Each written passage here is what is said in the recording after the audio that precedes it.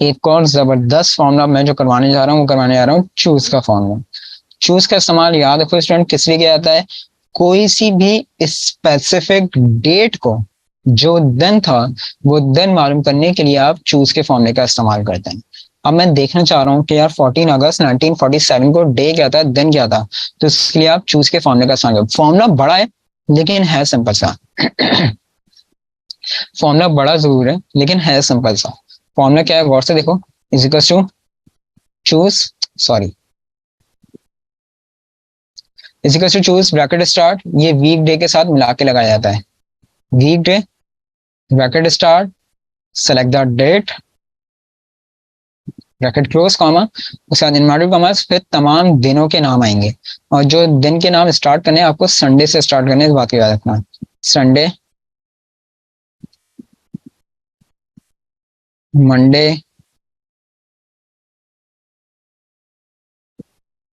Tuesday, Thursday,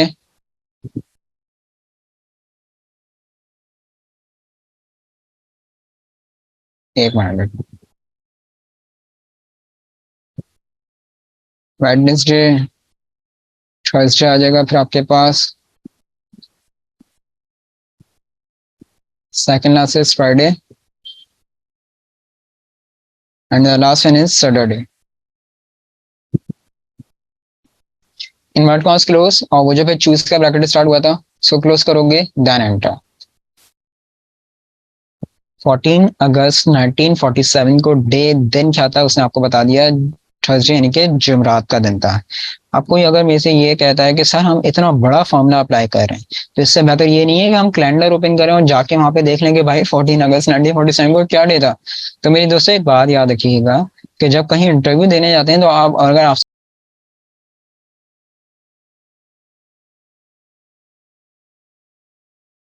सवाल कर लिया जाता है तो आप हम उनको ये नहीं कह सकते कि सर मैं कैलेंडर देख के बता देता हूँ आपको।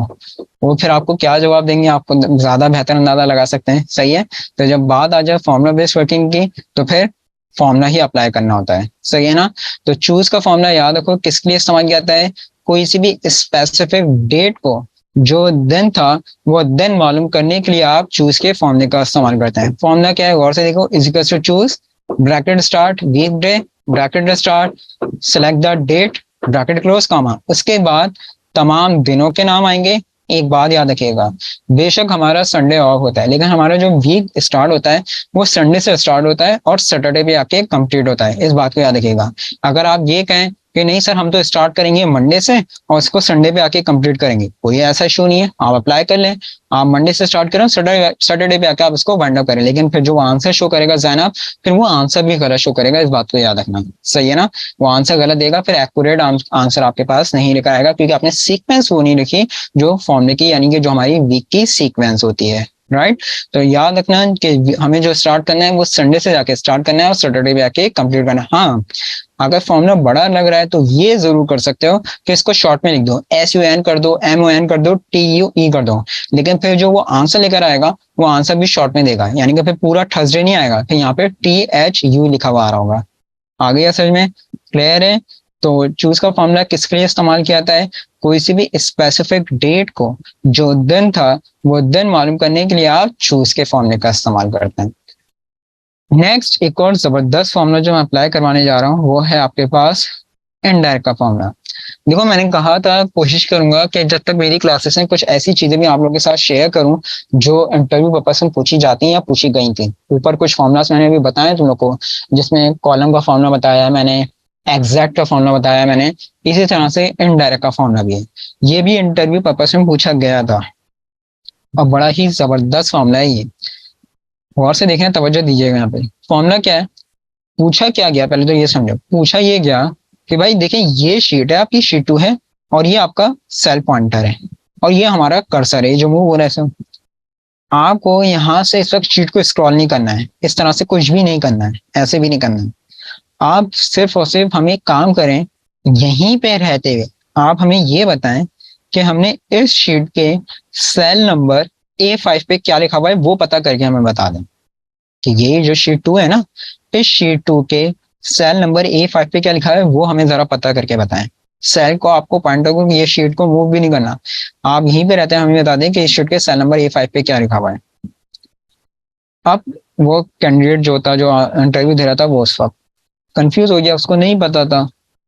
एक तो देखो, दोनों देखो, मैं दोनों तरीके का बता देता हूँ। एक तो अल्टरनेट जिसे कहा जाता है वो अप्लाई कर लो। आप लोग करो क्या, सिंपल सा, इजिकल्स टू A5 कर लो, A5 बता दिया उसने, आसिफ लिखा हुआ है, प्रूफ कर लें, देखते हैं। ये देखो, हो गया प्रूफ। A5 पे देख लो क्या लिखा हुआ है, आसिफ ही लिखा हुआ है।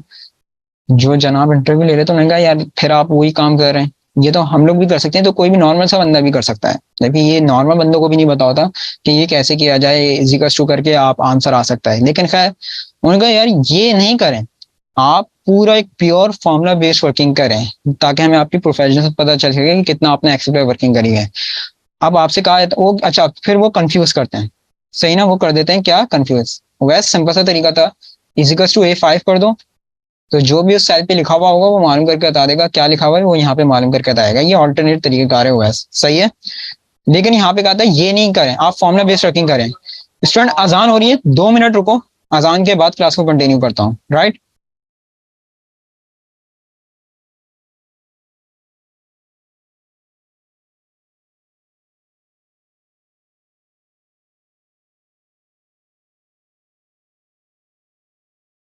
अच्छा स्टूडेंट कंटिन्यू करते हैं क्लास को।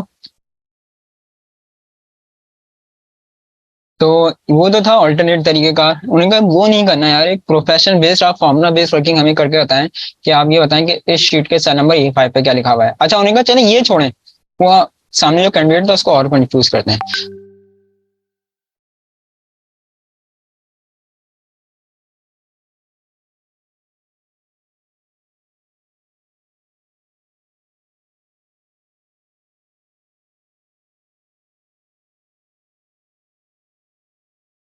जी, बड़ा ही बेहतरीन फॉर्मुला इनडायरेक्ट का, गौर से देखना कि उन्होंने और कंफ्यूज करा सामने वाले कैंडिडेट को। उन्होंने कहा अच्छा ये छोड़ें, एक काम करें कि ये जो शीट 3 आ रही है ना आपके पास में, शीट 3 के सेल नंबर G2 पे क्या लिखा हुआ है वो मालूम करके बताएं। तो अभी तक तो उसके लिए with in sheet he problem हो रही थी, और वो एक नई शीट का पूछ लिया तो वो तो और ही फिर कंफ्यूज हो गया। तो कोई ऐसा इशू नहीं है, इसके लिए हम कौन सा फॉर्मूला इस्तेमाल कर सकते हैं, एनडायर का फॉर्मूला।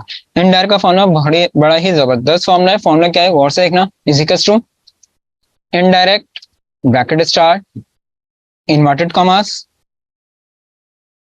शीट 3 एक्स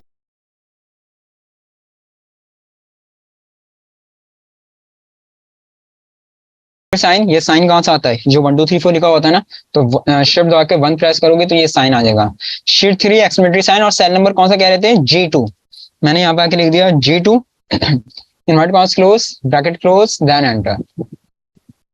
कह रहे हैं अब देखो मैं कहीं नहीं गया, मैंने कर्सर को ना इधर से उधर कुछ भी मूव नहीं करा, मैंने यहीं पे रहते हुए ये पता कर लिया कि शीट 3 के सेल नंबर G2 पे क्या लिखा हुआ है, 343 लिखा हुआ है। देख लें हम जरा जाके, ये देख लो शीट 3, ये देखो सेल नंबर G2 पे क्या लिखा हुआ है, जबरदस्त चीज। और सेम शीट का अगर कहते हैं तो वो भी मालूम कर लेते हैं फॉर्मुला बेस्ड वर्किंग के जरिए। शीट 2 कह रहे थे, और सेल कौन सा कह रहे थे, A5 कह रहे थे ना, शीट 2 और cell number A5, invert commas close bracket close enter. ये देख लो आंसर, हमने इनको फॉर्मूला बेस्ड वर्किंग के जरिए पूरा ये प्रूफ दे दिया।